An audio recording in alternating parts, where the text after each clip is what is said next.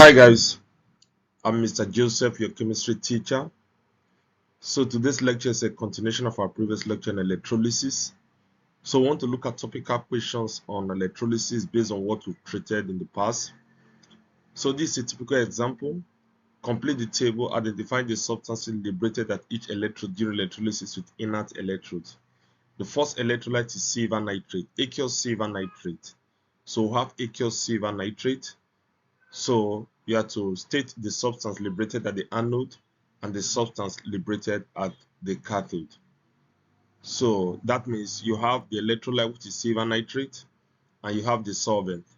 So inside the solution, there will be silver ions from the electrolyte and hydrogen ion from the solvent. There will be nitrate ion from the electrolyte and hydroxide ion from the solvent. So, but there'll be competition between silver ion and hydrogen ion to be preferentially discharged. So, based on position of the ions in the electrochemical series, you discover that what silver ion will be discharged at the cathode. So, the silver ion goes to the cathode where it gains electron and becomes deposited as what metallic silver. So, at the cathode, silver will be formed at the cathode. So, silver will be deposited at the cathode. Then at the anode, there'll be competition between what nitrate ion and what hydroxide ion, which will be preferentially discharged. So based on position of the ions in the electrochemical series for the anions, the one that's lower in the electrochemical series, less electronegative, will be preferentially discharged. So hydroxide ion will go to the anode where it loses electron to produce what oxygen gas. So oxygen will be formed at the anode. Then the next one is concentrated sodium chloride. So if you're dealing with concentrated sodium chloride, what happens is that the concentration of sodium ion and chloride ion will be high because it's concentrated, while the concentration of hydrogen ion and hydroxide ion from the solvent will be low. So there'll be competition between sodium ion and hydrogen ion, which will be preferentially discharged. You know, I told you that from our previous lecture that the effect of concentration comes into play when the two competing ions are closer and is more available for anions. So there'll be competition between sodium ion and silver ion. So what happened? The competition between sodium ion and hydrogen ion, not silver ion. Competition between sodium ion and hydrogen ion, which will be preferentially discharged. So both ions will migrate to the cathode where they gain electron. So hydrogen ion will be preferentially discharged. So hydrogen ion goes to the cathode, gain electron, and become deposited as what? Hydrogen gas. So here hydrogen gas will be formed at the cathode. Then at the anode, there will be competition between chloride ion and hydroxide ion. So we say the effect of concentration comes into play when the two competing ions are closer to each other. So since chloride ion and hydroxide ion are closer to each other, in terms of position, is the hydroxide ion that will be preferentially discharged. But since chloride ion have a higher concentration, the two competing ions are closer to each other. Chloride ion will be discharged at the anode where it loses electron and become deposited as what? Chlorine gas. So chlorine gas will be formed at what? At the anode. Now the next one is copper sulfate. So there'll be competition between what? Copper 2 ion from the electrolyte and hydrogen ion from the solvent. There'll be competition between sulfate ion from the electrolyte and hydroxide ion from the solvent. So at the cathode, what happened? There'll be copper 2 ion and hydrogen ion will go to the cathode. They migrate to the cathode. So which one will be preferentially discharged? Copper 2 ion will be preferentially discharged because copper 2 ion is lower in the electrochemical series, that is less electropositive.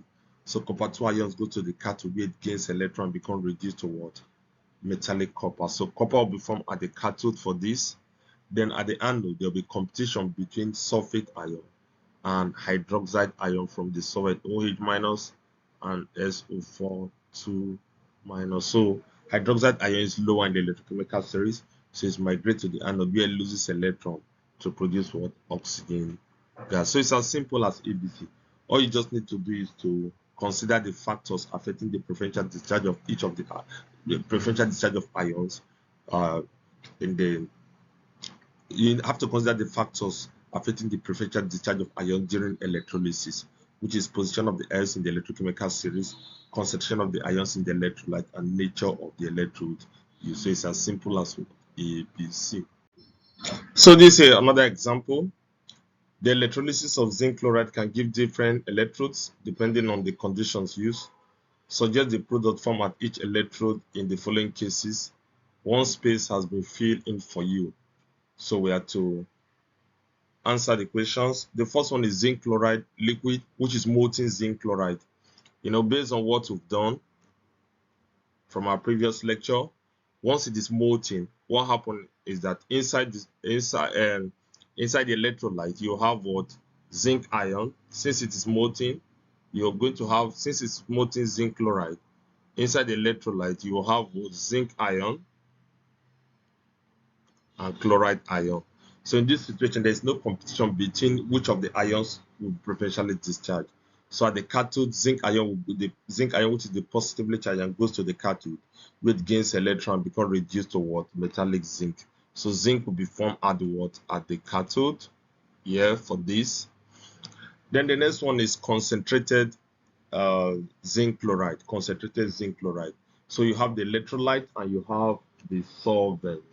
So inside the solution, the concentration of zinc ion and chloride ion will be high, while the concentration of hydrogen ion and hydroxide ion, which is from the solvent, will be low. So what happened? The zinc ion and the hydrogen ion migrate to the cathode.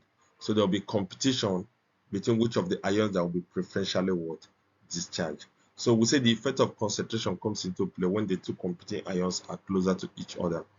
But if the two competing ions are far away from each other, the effect of concentration will not come into play. So there will be competition between zinc ion and hydrogen ion, which one will be preferentially discharged. So hydrogen ion will be preferentially discharged because hydrogen ion is lower in the electrochemical series, less electropositive, have a greater tendency to undergo what? Reduction. So the position of the ions in the electrochemical series will determine the ion that will be preferentially discharged. So at the cathode, what happens is what? Hydrogen ion preferentially discharged for concentrated zinc chloride. Hydrogen will preferentially discharged. Hydrogen gas will be formed. Hydrogen will go to the cathode to liberate what? Hydrogen gas. While at the anode, there will be competition between the chloride ion and the hydroxide ion, which one will be preferentially discharged. So here the effect of concentration comes into play because the two competing ions are closer to each other. So chloride ion has a higher concentration than hydroxide ion because it is concentrated zinc chloride. So at the anode, chlorine gas will be formed at the anode. So the chloride ion goes to the anode where it loses electron to form chlorine gas. Then we have diluted zinc chloride. So in this solution, what happens is what? The concentration of zinc ion and the concentration of chloride ion will be low because it's diluted, while the concentration of hydrogen ion and the concentration of hydroxide ion will be high because it is diluted. Now what happens is there will be competition between zinc ion and chloride ion, which one preferentially discharged. So what happened? Since hydrogen ion is lower in the electrochemical series and less electropositive and have a greater tendency to undergo reduction, so hydrogen ion will be preferentially discharged. So hydrogen gas will be the product that will be formed at the cathode. Then at the anode, chloride ion and hydroxide ion, there will be competition between which of the ion will be preferentially what? Discharged. So since it is diluted, what happens is what? The position of the ions in the electrochemical series and also the concentration will come into play to determine the ion that will preferentially discharge. So the hydroxide ion will go to the anode where it loses electron. The hydrogen gas will form at the anode. So it's as simple as what? A, B, C. Just have to put all these factors into consideration. Thank you. So this is another example, which are topical questions on electrolysis. Molten calcium iodide is electrolyzed in an inert atmosphere with inert electrodes. Write the ionic equations for the reaction occurring at the electrodes. That is, you have to write the ionic equation occurring at the cathode and at the anode, because the cathode and the anode are the electrodes. So it is molten calcium iodide. Since it is molten calcium iodide, so you only have positively charged ion from the electrolyte and the negatively charged ion from the electrolyte also. So during electrolysis, the cation, which is the positively charged ion, goes to the cathode, gains electron, and becomes reduced to what? Calcium, metal, reduced to a metal. So this is the cathode. Reduction takes place at the cathode. Then, so this is the ionic equation that takes place at the cathode. The cations go to the cathode, gains electron, become reduced to what? A metal, which is calcium. Then the anions, which is the negatively charged ions, goes to the anode, loses electron to form what? Iodine. So it becomes oxidized. So oxidation takes place at what? At the anode. So it's as simple as ABC. So this is the equation that takes place at the cathode and at the anode. So this is the equation that takes place at the electrodes. Now the second question is, the electrolysis of molten calcium iodide is a redox process. Yes, it's a redox process because reduction and oxidation takes place during electrolysis. Identify the ion that is oxidized and the ion that is reduced. Explaining your answer by reference to oxidation number. So we'll talk about oxidation number. It is the charge on an ion. So increase in oxidation number leads to what? Oxidation. While decrease in oxidation number leads to what? Reduction. So if you look at the ion that is oxidized, is the iodide ion that is oxidized, because there's an increase in oxidation number from -2 to 0. Then the ion that is reduced is calcium ion, because there's a decrease in oxidation number from +2 to what? 0. So calcium ions, from +2 to 0. So there's a decrease in oxidation number. So calcium ion is reduced while iodide ion is oxidized. Now the next question is, describe two visual observations that will be made during this electrolysis. So at the cathode, the cations go to the cathode, which is calcium ion, gain electron, get deposited as metallic calcium. So you are going to see a gray solid, or you say gray metal, gray solid, or silvery solid, or silvery metal. Then at the anode, the anion go to the anode, where it loses electron and become oxidized. So you are going to see purple vapor of iodine, or purple gas. So these are the two visual observations that will be obtained during this electrolysis. So it depends on what is deposited at the cathode and also what is deposited at the anode during electrolysis. So thank you very much. It's as simple as ABC. So this is another question, which is a typical examination question on electrolysis. The electrolysis of molten zinc bromide is a redox process. Identify the ion that is oxidized and the ion that is reduced. Then you have to use half equations to explain your answer. So since it is molten zinc bromide, so inside the electrolyte you have the zinc ion, which is the positively charged ion, and the bromide ion, which is the negatively charged ion. So we're going to write the ionic equation, then use the ionic equation to explain the ion that is oxidized and the ion that is reduced. So at the electrode, at the cathode, the positively charged ion, which is zinc ion, goes to the cathode, where it gains electron and becomes reduced to what? Zinc. So that means there is a decrease in oxidation number from +2 to 0. So the ion that is reduced is what? Zinc ion. So this is the reaction that takes place at the cathode. So the ion that is reduced is zinc ion. Then at the anode, the bromide ion goes to the anode where it loses electron to form bromine plus. So what happened is what? Here, there's an increase in the oxidation number from -2 to 0. So there's an increase in the oxidation number. So the bromide ion is what? The ion that is oxidized. That is the reaction that takes place at the anode. So the bromide ion is the ion that is what? Oxidized. Because there's an increase in oxidation number from -2 to 0. While the zinc ion is the ion that is reduced. Because there is a decrease in oxidation number from +2 to 0. So it's as simple as ABC. Then the next question is describe one visual observation that will be observed, that will be made during this electrolysis.